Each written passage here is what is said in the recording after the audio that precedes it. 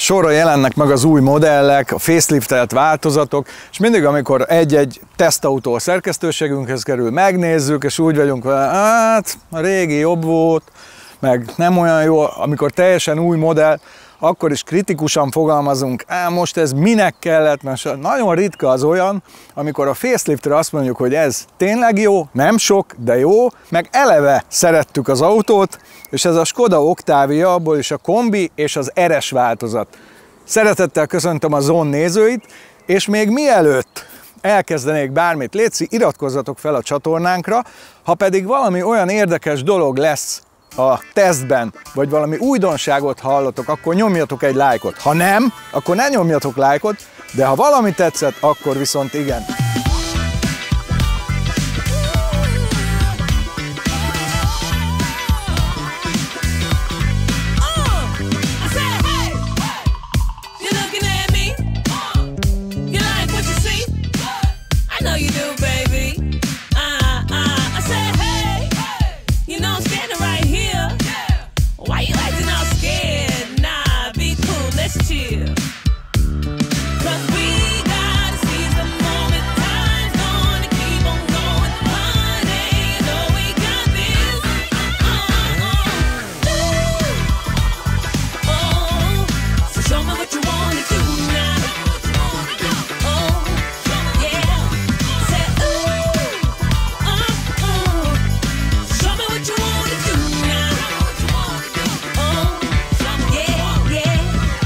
Beszeretném nektek mutatni ezt az autót, és rendhagyó módon most a külsejéről kezdek el beszélni. Azért, mert erről szó az, hogy felidegesít, csak néha ránézek egy-egy új autóra, és úgy néz ki, mintha a tervező elesett volna a ceruzával, az estébe valamit odarajzolt volna a papírra.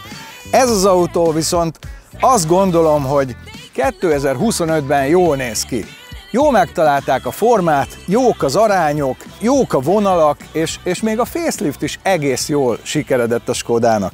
Ne legyetek meglepődve, ha nem érzitek, hogy mi változott a régi Octaviához képest, de szerintem ez is a szép facelift és a jó faceliftnek az egyik mutatója, hogy rögtön nem lehet látni, tehát nem úgy néz ki az eleje az előző generációnak, mint a Fokkefez, meg úgy, mint egy zongora, hanem tényleg valahogy kohézió van a típus sorozaton belül. Ami egyből látszik, az, hogy módosították a lámpát, és nem csak formában, hanem funkcióban is, de erről majd később. Illetőleg ez a úgymond stilizált lökhárító, amit végigfut, ez nincs megtörve azzal a formai elemmel, ami az előzőnél volt, és ez a fekete is kicsit így kifut, nincs itt elvágva. Ez egy picit ilyen szélesebbé teszi az elejét az autónak, de a Skodáknál megszokott formájú hűtőmaszk az természetesen maradt, illetve az RS embléma, vagy ha úgy jobban tetszik, VRS. És én sem tudtam eddig, hogy miért mondják az angolok azt, hogy VRS Octavia, de most utána néztem, és megtudtam, hogy Angliában a Ford az RS márkajelzést levédte, és nem engedélyezték a Skodának, hogy Octavia RS legyen, hanem ott hivatalosan Octavia VRS. Nálunk itt Európában a Fordnak ez a RS szabadalma nem vonatkozik, ezért itt mi simán tudjuk Octavia RS-nek hívni, ahogy eddig is. És még egy formai dolgot szeretnék mutatni nektek, vagy nem tudom mennyire formai, inkább csak ilyen trükk, hogy ez a vonal, ez ilyen tök szépen végigfut az autón, ha nézitek, itt az osztása a motortérnek, fut végig az övvonalnál, és G, létszi, gyere velem, kamera mögött G, ez tök szépen átfut ez a vonal ide a csomagtérfedélre, körbe megy végig az autón, és ugyanígy jön vissza a túloldalon. Ez is egy apróság, de valahogy ad egy keretet az autónak, mint az ilyen jellegű dolgok, hogy nézzétek meg ezt az élt, meg nézzétek meg ezt a vonalat, ez pontosan párhuzamos. Továbbá ezek a fekete díszítő elemek, ezek sem azok a sima matt fekete műanyagok, esett az eső, sőt most is csöpörög, hanem ezek ez a fekete króm cuccok, szóval összességében nagyon jól néz ki. Ugyanúgy, ahogy nagyon jól néz ki az összes típus felirat, azt is ilyen fekete krómmal csinálták, vagy ilyen fekete fényessel, az Octaviát, a büszke RS feliratot, vagy a Skoda feliratot. Összességében jó. És ha már itt vagyunk, ezt is meg szeretném mutatni. Ez fém. Oké, nem ekkora a kipufogó, de mind a két oldalon ott van a kipufogó, és ez a fém betét, ez a kipufogónak a része, hozzá tartozik.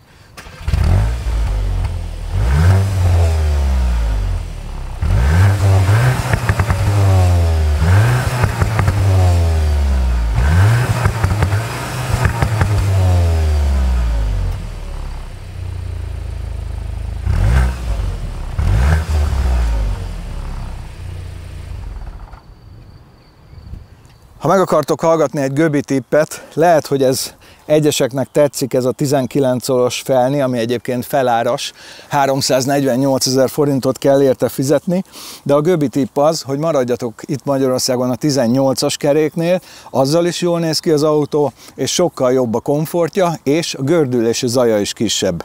A másik Göbi tipp, ha rám hallgattok, ha ilyen autóba gondolkodtok, akkor berendelitek a DCC futóművet, azaz a Dynamic Chassis Control-t, azaz a változtatható keménységű futóművet. Megmutatom majd a belső állításnál, azt hiszem 15 állásban lehet változtatni, ami tök fölösleges, de ami nem fölösleges az, hogy van egy komfort, ahol az autó tényleg viszonylag komfortos, és van egy sport, ahol tényleg sportos. Itt viszont még szerkesztőségen belül is volt egy kis vita, mert Pista azt mondta, hogy ez az autó, ez ilyen sportosnak maszkírozott, de semmi köze nincs a sporthoz. Csak neki a sport a versenypálya, nekem pedig a sportos vezetés, picit egy ilyen sportosabb hangolás, és abba ez az autó tökéletes. Ne tévedjünk, nem versenypályára való, mert hiába teszed sportra a futóművet, puha, ez az egydugattyús, bár a nagy nyereg van rajta, de egydugattyús úszónyereg, ez sem pályára való, de utcára nagyon-nagyon elég, és azt is nézzük meg, hogy gyárilag Bridgestone Potenza gumikkal van szerelve, ami szintén nem egy alsópolcos gagyi, hanem azért adtak rá, hogy jó gumi legyen. Tehát Göbi tipp a 18-as kerék, Göbi tipp a DCC futómű, továbbá Göbi tipp az új lámpába, illetve a faceliftes modellben már rendelhető a LED Matrix második generációs változata. Ez mindenképpen a biztonság és a láthatóság oltárán elköltött 380 000 forint, azt hiszem az upgrade lámpára. Egyébként LED-es az alapkivitel lámpája is, nincs ezzel igazán probléma. Amivel meg igazán nincs probléma, az a motor. Igazság szerint nincs újdonság a motorban, picit a szoftvere más, de a már régi, megszokott 2000-es TSI motor, vagy ha úgy tetszik az EA888-as motor, olyan régóta csiszolgatja már a koncern ezt a motort, hogy én most már azt mondom, hogy egész megbízható és egész jó. Persze, utána olvas az ember, talál ilyen hibát, olyan hibát, a kartercellőző csappantyú, illetve a túlnyomásbiztosító csappantyú hibája, a vízpumpa hibája, ami így hirtelen szembe jönnek, meg elszórva ez az amaz, de melyik Euro 6 korszerű motornál nincsenek meg ezek a hibák? Egyszerűen olyan komplex és bonyolult lett a motor, maga a motorblokk ebben a károsanyag kibocsátási normában, hogy már nem lehet hibátlan csinálni. Nem olyan egyszerű, mint egy Lada motor, hogy van egy karburátor, egy megszakítós gyújtás, a szalad. Itt már minden mindennel összefügg. Minél több alkatrész, annál nagyobb meghibásodás valószínűsége. Ez ilyen. Hogyha eco módba teszed az autót, és úgy közlekedsz vele, akkor Miller ciklusban is tud működni a motor, ami azt jelenti, hogy jóval takarékosabb ilyen részterheléseken, mint hogyha normálban maradna.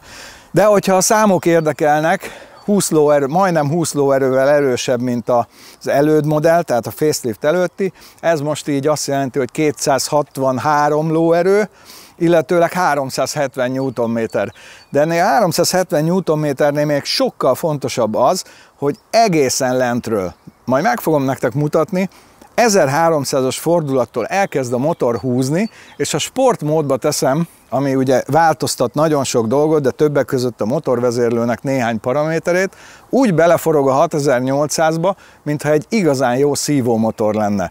És ha visszagondoltok, nem volt ilyen az első 2000-es TSI még 10-12 évvel ezelőtt. Valahogy ahogy elkezdett elfogyni a turbónyomás, vagy nőni a fordulat, akkor ott kezdett bebutulni, meg alul is, ahogy belépett a turbó, volt egy lépcső, ezek mind megszűntek. Ez egy annyira egyenletesen húzó motor, akár manuálba teszed a DSG váltót, hogy olyan érzésed van, mintha egy 3005-ös szívómotor lenne, és abból is a jobb fajta. És Euro 6-os. Én azt gondolom, hogy ez a motor nagyon jó. Sokat csiszolták, az elsők nem voltak annyira jók, de most már a végére egész jó lett. Persze, a trafó is el szokott benne romlani, de ezek mind viszonylag egyszerűen cserélhető, diagnosztizálható és javítható dolgok. Nem érzékenyebb ez a motor, mint bármelyik más kategória társa, és itt most az Euro 6-ra gondolok. Úgyhogy ez egy jó motor, illik is ehhez az autóhoz. És ami nagyon fontos, de azt gondolom a kezelési sem hangsúlyozza eléggé erősen, az, hogy ez a motor nagyon meghálálja a 100-as benzint. Én is 100-as benzint tankoltam bele, és a tapasztalat az, hogy egy ilyen fél literrel kevesebbet fogyaszt ugyanolyan körülmények között. És nem csoda, mert ennek a motorvezérlője nagyon érzékeny az, hogy kopogás határra állítja a gyújtást, és nagyon gyors a szabályzási köre, tehát minél jobb a benzin, annál nagyobb előgyújtást tud neki adni. Nem lehet érezni, nagyon erős ez a motor, nyomatékos, lentről megy, érezni nem lehet, de a fogyasztáson esküszöm, hogy lehet látni, fél literrel kevesebbet fogyaszt. És ha hozzászámolod azt, hogy például ha az ÖMV 100-as tankolod, akkor a tisztító hatása is jobb, meg alapvetően jobb a motornak az a benzin, akkor én azt gondolom, hogy tegye hozzá mindenki ezt a kis pénzt, és rendes benzint tankoljon bele. A Volkswagen értékesítők elég nagy bajba vannak, amikor bejön valaki, és azt mondja, hogy miért vegyek egy Volkswagen Golfot, amikor egy Skoda Octavia is ilyen. De azért ne tévedjünk, nem adják olcsón ezt az autót. Soha nem is volt igazán, de most már pláne nem az van, hogy van a Volkswagen csoport, meg a Skoda valahol, hanem szépen kiegyenlítődtek. Ha konkrétan ezt az autót nézzük, tehát az RS belépőára, az nagyjából 19 millió forint, ez a felszereltség, ami egyébként néhány pluszt hozzárak az alaphoz, de az alap sem fapad, ne tévedjünk, úgyhogy én azt mondanám, hogy 20 millióért lehet egy nagyon jó Skoda RS-t kapni. De most számoljuk ki itt az Euroleasing, Autoleasing kalkulátorával, hogy ez mit jelent. Teljes vételár 20 millió, személygépkocsi, forint alapú zárt végű, hát önerőbe azért tegyünk bele 10-et, 10 millió forint önerő, 20 millió teljes vételár, akkor a havi törlesztő részlet 180.265 forint, nem millió, mint múltkor rosszul mondtam, 1000-en kommenteltétek, még privát üzenetet is kaptam, nyilvánvalóan itt már a milliók szállnak itt össze-vissza, tehát 180 000-es 9,4-es teljes hiteldíj mutatóval annyiért lehetne ezt az autót kb. Megszerezni.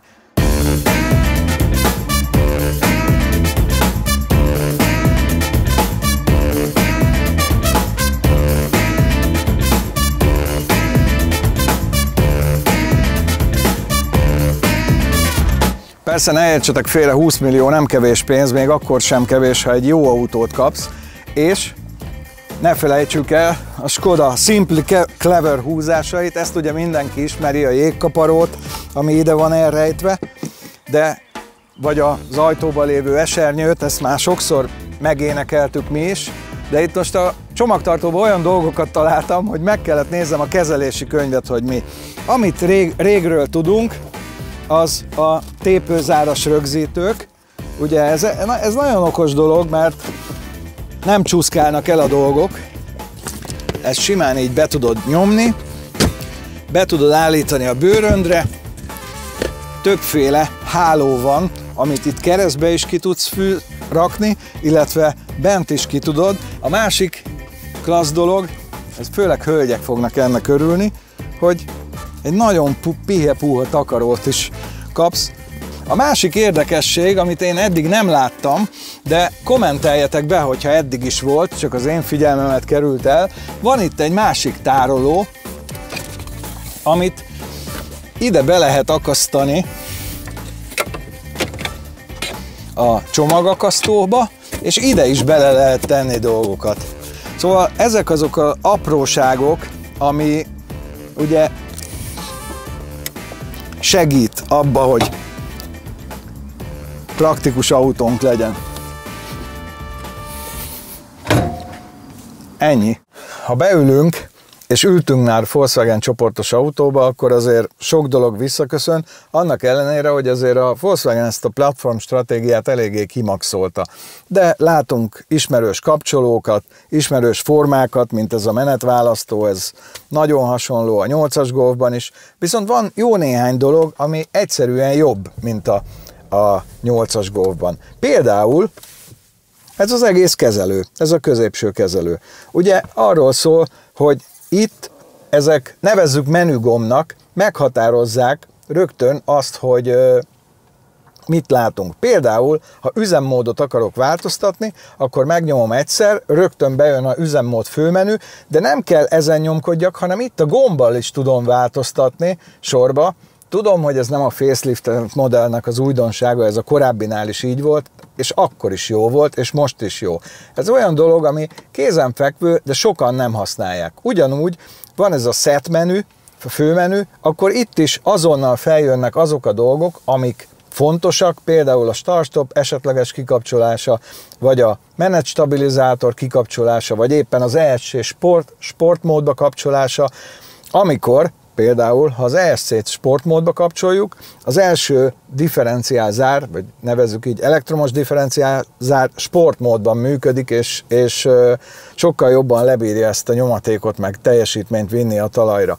Tehát a kezelése egész jó, és most kimondtam ezt a számmal, pedig a Volkswagen csoport nagyon küzdött ezzel az egész multimédiás dologgal pár évvel ezelőtt. Ezeket a dolgokat megoldották. Tehát most már jól működik, és tényleg a menüje is gyors, gyorsan el lehet rajta igazodni. Ráadásul, amikor beülünk és elindulunk, most is láthattuk az előbb, hogy ráadtam a gyújtást, az Android Auto is nagyon gyorsan feljelentkezik, ugyanúgy az Apple CarPlay gyorsan kezelhető, és ezek a főmenü gombok, ezek abszolút díjazandók, hogy azonnal oda lehet menni, el lehet jönni, jól kezelhető. Nagyon jól kezelhető minden más. Én például szeretem ezt a viszonylag egyszerű multikormányt, mert nem rakták rá például a távolságtartó tempomat kezelőjét, hanem ugyanúgy megvan egy ilyen plusz karon, mint a régebbi modelleknél. Ezt továbbra is megtartották itt a Skodánál, ezzel egyszerűsödött a kormánybillentyűk, ráadásul nagyon jók ezek a hangerő és egyéb potméter gombok, mert ugye ezt nem kell nyomkodni, ezt gyorsan oda lehet hajtani, ahol. Én azt mondom, ennek az autónak az ergonómiája most 2025-ben a jobbak közé tartozik, hanem az egyik legjobb. Összességében ez a műszerfal áttekinthető, jól konfigurálható és jól kezelhető. Sokkal jobban kezelhető, mint a nagy átlag most 2025-ben. A másik pedig, amit vegyünk észre, hogy megtartották ezeket a radiálisan elhelyezett számokat, ami ugye a Skodánál úgymond hagyomány volt már egészen a 70-es évekre visszamenően, ugye a egyes Octaviában is így volt, így van most is ezen a virtuál cockpiton is. Ezen már lehet itt vitatkozni, hogy ez a műanyag karbon imitáció, ez milyen, ez a szintetikus hasított bőr imitáció, ez egész jól néz ki, az ülés pedig hibátlan. Egyébként itt az utasülés is memóriás és elektromos mozgatású, a vezetőülés, az utasülés csak részben, de annak ellenére, hogy nem vagyok rajongója ezeknek a fix fejtámláknak, ez is egész jó. Úgyhogy összességében ez hozza a jó Volkswagen csoportos ergonómiát, a jó minőségű kapcsolókat, minden, úgyhogy most menjünk vele, és nézzük meg, hogy menet közben milyen ez az autó.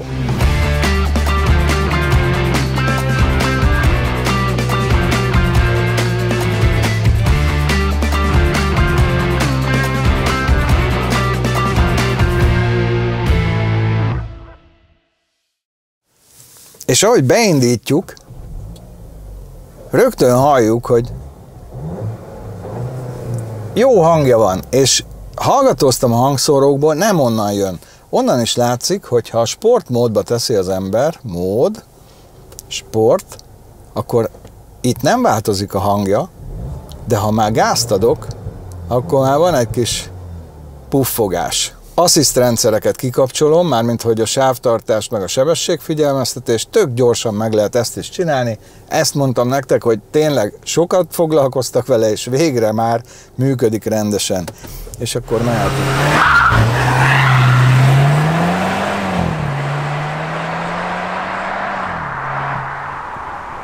Eleve a futómű 1,5 centivel alacsonyabb, mint a sima Octavia, és normálban is egy picit keményebb, mint azt mondom, hogy komfortban olyan körülbelül, mint egy normál Octavia, de alapvetően sportosabb, tehát érződik, hogy sportosabb a futóműve, mint az Octaviának, a normál Octaviának, és ugye, hogyha picit megnyomjuk neki,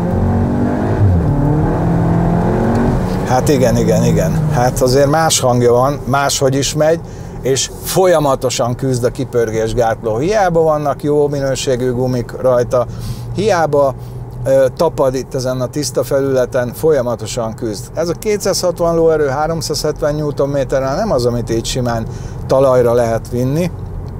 Egyébként 5 másodperc alatt reálisan megvan a 100, tehát nem arról van szó, hogy katalógus adat, hanem ezzel az első kerékhajtással is megvan 5 másodperc alatt a 100, úgyhogy panaszra nem lehet okunk. A másikra, amire nem lehet panaszra okunk, hogy nagyon jó a kormányzása ennek az autónak. Itt lehet sok dologról beszélni, lehet itt mismásolni, de egyrészt jól is gyorsul. A DSG nagyon jó vált, nagyon jól rakja be a fokozatokat, akár sport, akár eco, bármilyen módban. Tényleg ne tévedjünk, nem sportkocsi, de igenis sportos, és nagyon jó hangolt, és jó vele menni. Jó a kormányzása, jó áttételezésű a kormányzása, és összességében jó. Másik érdekesség, ugye a módokat szépen át tudom egy gombnyomással tenni Eco-ba. Eco-nál nagyon sok dolog megváltozik. Most például 60-nal megyek 1400-as fordulaton, és innen nagyon szépen tudok gyorsítani nyomatékból. Ugye ez is olyan dolog, hogy nem mindig akarunk sportolni, nem mindig akarjuk énekeltetni a motort, néha esetleg takarékosan akarunk közlekedni, akár a környezetet is kímélve, valamilyen szinten, akkor ez az Eco mód nagyon jó. Ráadásul, ahogy mondtam, ez az Eco mód az, ahol részterhelésen nagyon szépen Miller ciklusba megy a motor, és nem utopisztikus elérni vele 8 liter alatti fogyasztást. Hosszú úton mindenképpen lehetséges.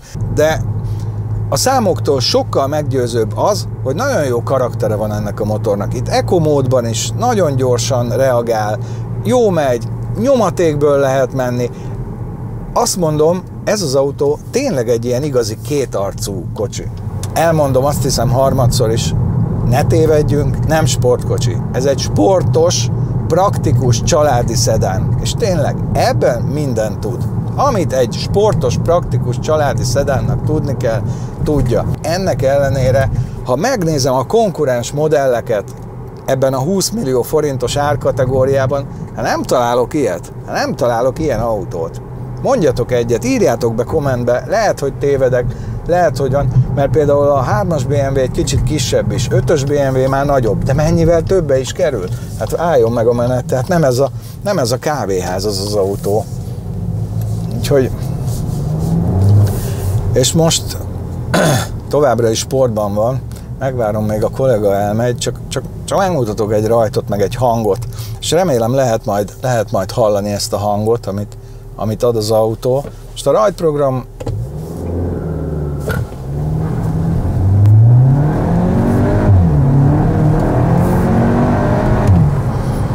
ez 90 volt. Pillanatok alatt tudom, hogy színház a durrogás, de jó hangja van, és akkor vissza is teszem szépen Eco módba, és ugyanolyan szép morgós hangja van, nagyon jó van hangolva. Azt mondom, ezt, és most már nem akarom tovább ragozni, ezt eltalálták.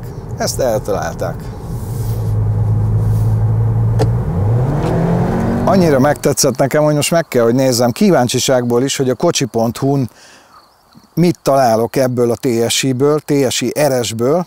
Tehát Skoda Octavia 4-es, TSI RS, rákeresek, 8 darab találat van, és nézzük szépen. Igen, a TSI-ket is beadja, de itt kezdődik RS. Sajnos ez még a facelift előtti csak 245 lovas, itt viszont már van a faceliftelt modell is, 265 lovas, 15,5 millióért, illetve 16,5 millióért. Szalonautó 8 kilométerrel, illetve szintén szalonautó 17 millióért. Sajnos ezek nem kombik, úgyhogy nem veszem meg, de egyébként lehet már kapni.